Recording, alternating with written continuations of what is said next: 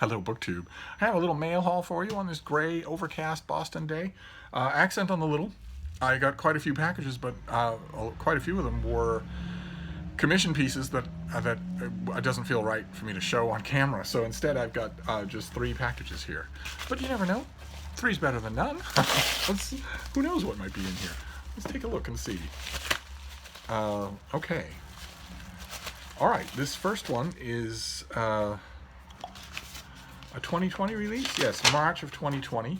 This is from Amazon Crossing, which is the translated fiction, the translated literature arm of the Amazon publishing empire. And this is by, I have no idea how to pronounce this name. It's Sebnen Isigeozul.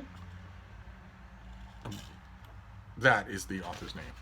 Which doesn't look Irish at all. It's called The Girl in the Tree, and it's translated by Mark David Wires from, I have no idea. Let's find out.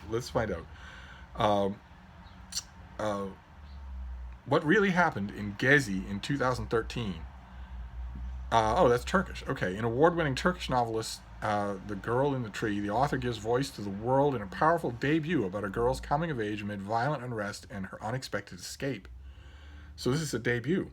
And the author is a prolific and much-lauded writer in her native Turkey. And with publication of The Girl in the Tree, American readers will discover a fresh, memorable, and extraordinary voice in contemporary literature. So not only is this her debut, but it's her debut in English. Interesting. Okay, so this comes out in March of 2020. And it is a translation of a work that came out in 2016. Okay, great. Well, I've got time to read all about the author and to see if maybe there's a potential freelancer out there. I do not have time now or at any time to read the book. I am not interested in any way. In fact, I am violently, nauseatedly disinterested in any book that starts with the girl. I've seen bandwagons in my day. I've seen fads in the literary world in my day, and I've never seen anything even remotely approaching this. Not even remotely approaching. I've seen bandwagons where there'd be a color in the title, and all of a sudden in the next bookish season or the next 5 bookish seasons, there'd be maybe 4, maybe 5 books that also opportunistically mention that color in their title. But with The Girl starting the title of a book in English or in translation, we're now up to relatively 1,000. That is grotesque. It's obscene. And it permanently sours the reading experience for me. No fault of the book whatsoever, but when the publishing industry wakes up from this, I don't think that it will happen anytime soon. I think we'll still be seeing 50 of these a year. But when they wake up, they will be ashamed. And who knows how many readers they've alienated. This is one of them. But that doesn't rule out all hope. I am an editor at the online literary journal Open Letters Review, and we are always looking for reviewers. And this might be right up the alley of somebody. It sounds like an interesting work, and also just on its face important because it's a debut and it's an English language debut, which seems to be the sort of thing that Amazon Crossing does. They seem to they're ambitious. I don't know anything about their editorial structure, but from their choices, I can tell that the editorial team they have in place is a very good one. So this is doubly interesting for that. So what have we got next here? Okay, this is a September book. I think we may have seen this on this channel already. This is YA. Is this also translated? No. Okay, this is by Sophia Pasternak, and it is called Anya and the Dragon. Look at that cover. This is a YA novel. Don't stand out. That's what Anya's babushka has always told her. Keep to yourself and don't cause trouble.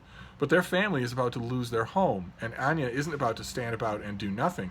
Her best chance is the Tsar's henchmen, who offer an easy bargain, money in exchange for helping them capture some scary old dragon. With magic on their side, Anya's pretty sure that this is an easy choice. But then the dragon saves her life, and Anya learns that he isn't as scary or as old as everyone believes. Now she's faced with a different choice: protect her family or save the last dragon in Kievan Rus. In this fantastical middle-grade novel set in 10th century Eastern Europe, magical creatures abound, as do tyrannical rulers, violent Vikings, and Russian folk heroes. Brimming with humor and heart, Sophia Pasternak's debut novel is lush tale of fools, family, and enough friendship to fill a lifetime. Good Lord, that sounds wonderful. This is her debut novel. What do we know about her, aside from her famous name? Let's see. Sophia Pasternak grew up surrounded by goats. Okay, I kind of like this author already. And as an adult, she pets the neighbor's goats through the fence, even though she probably shouldn't. You should. In case she's wondering, and in case any of the rest of you are wondering, if you ever see an animal behind a cage, you should pet it. At the very least, you should pet it. I will also be happy to second you if you want to free it. When she's not writing or working at the hospital, she can be found enjoying Utah's wild places, teaching her kids to make challah, and defending nice dragons. She should definitely be studying right now. Okay. All right. Well, that wins for the month's bio note. All right. Great. YA fiction, Russian folklore. I never know what I'm going to get, I tell you. All right. So this is the last of our books for today. A nice watchable mail haul. Oh, great. Okay, fantastic. I requested this. This, I don't know what to make of it. It just seems so interesting. Maybe more so to some of you than to me, for a reason that will become obvious. This is a late September release. It's by Ian Sansom, and it's called September 1st, 1939. And the subtitle is The Biography of a Poem. And some of you will know immediately what poem that is. This is by literary scholar Ian Sansom, and it's the story of one poet, his poem, New York City, and a world on the threshold of extraordinary change. And the poet, of course, is Auden. W.H. Auden is well embedded in the popular cultural awareness. Wunderkind, victim and or beneficiary of a literary cult of personality, he became a scapegoat and a poet expatriate, largely excluded from British literary history when, in 1939, he chose to leave it behind for New York. While many of Auden's poems have indeed become iconic, his most famous and celebrated is September 1st, 1939.